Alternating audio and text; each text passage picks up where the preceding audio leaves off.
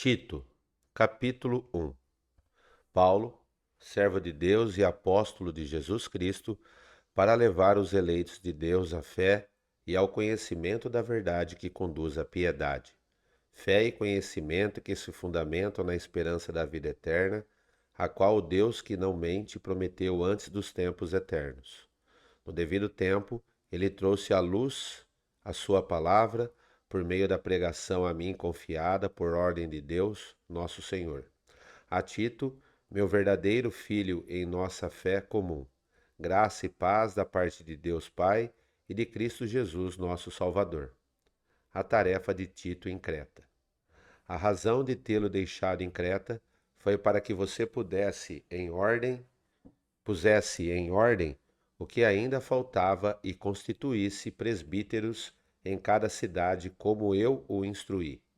É preciso que o presbítero seja irrepreensível, marido de uma só mulher e tenha filhos crentes que não sejam acusados de libertinagem ou de insubmissão.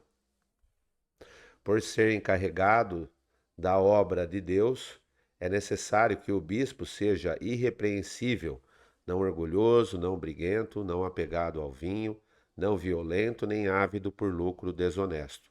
Ao contrário, é preciso que ele seja hospitaleiro, amigo do bem, sensato, justo, consagrado, tenha domínio próprio e apegue-se firmemente à mensagem fiel, da maneira como foi ensinada, para que seja capaz de encorajar outros pela sã doutrina e de refutar os que se opõem a ela. Pois há muitos insubordinados que não passam de faladores e enganadores, especialmente os do grupo da circuncisão. É necessário que eles sejam silenciados, pois estão arruinando famílias inteiras, ensinando coisas que não devem e tudo por ganância. Um dos seus próprios profetas chegou a dizer: cretenses, sempre mentirosos, feras malignas, glutões preguiçosos. Tal testemunho é verdadeiro. Portanto, repreenda-os severamente, para que sejam sadios na fé e não deem atenção a lendas judaicas nem a mandamentos de homens que rejeitam a verdade. Para os puros, todas as coisas são puras, mas para os impuros e descrentes, nada é puro. De fato, tanto a mente como a consciência deles estão corrompidas. Eles afirmam que conhecem a Deus, mas por seus atos o negam. São detestáveis, desobedientes e desqualificados para qualquer boa obra. Capítulo 2. Instruções para vários grupos. Você, porém, fale o que está de acordo com a sã doutrina. Ensine os homens mais velhos a serem moderados, dignos de respeito, sensatos e sadios na fé, no amor e na perseverança.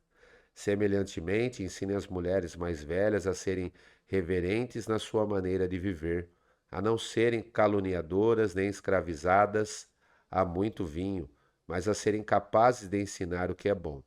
Assim poderão orientar as mulheres mais jovens a amarem seus maridos e seus filhos, a serem prudentes e puras, a estarem ocupadas em casa e a serem bondosas e sujeitas a seus maridos, a fim de que a palavra de Deus não seja difamada. Da mesma maneira, encoraje os jovens a serem prudentes. Em tudo, seja você mesmo um exemplo para eles, fazendo boas obras. Em seu ensino, mostre integridade e seriedade. Use linguagem sadia, contra a qual nada se possa dizer, para que aqueles que se opõem a você fiquem envergonhados por não poderem falar mal de nós. Ensine os escravos a se submeterem em tudo a seus senhores, a procurarem agradá-los, a não serem respondões e a não roubá-los, mas a mostrarem que são inteiramente dignos de confiança, para que assim tornem atraente em tudo o ensino de Deus, nosso Salvador. Porque a graça de Deus se manifestou salvadora a todos os homens. Ela nos ensina a renunciar à impiedade e às paixões mundanas e a viver de maneira sensata, justa e piedosa nesta era presente, enquanto aguardamos a bendita esperança, a gloriosa manifestação de nosso grande Deus e Salvador Jesus Cristo. Ele se entregou por nós a fim de nos remir de toda a maldade e purificar para si mesmo um povo particularmente seu, dedicado à prática de boas obras. E isso é isso que você deve ensinar, exortando-os e repreendendo-os com toda a autoridade. Ninguém o despreze. Capítulo 3. A conduta cristã. Lembre a todos que se sujeitem aos governantes e às autoridades, sejam obedientes, estejam sempre prontos a fazer tudo o que é bom, não caluniem ninguém, sejam pacíficos, amáveis e mostrem sempre verdadeira mansidão para com todos os homens. Houve tempo em que nós também éramos insensatos e desobedientes. Vivíamos enganados e escravizados por toda espécie de paixões e prazeres. Vivíamos na maldade e na inveja, sendo detestáveis e odiando uns aos outros. Mas quando da parte de Deus, nosso Salvador, se manifestaram a bondade e o amor pelos homens, não por causa de atos de justiça por nós praticados, mas devido à sua misericórdia, ele nos salvou para lavar regenera para ele nos salvou pelo lavar regenerador e renovador do Espírito Santo, que ele derramou sobre nós generosamente por meio de Jesus Cristo, nosso Salvador. Ele o fez a fim de que, justificados por sua graça, nos tornemos seus herdeiros, tendo a esperança da vida eterna. Fiel é esta palavra, e quero que você afirme categoricamente essas coisas, para que os que creem em Deus se empenhem na prática de boas obras.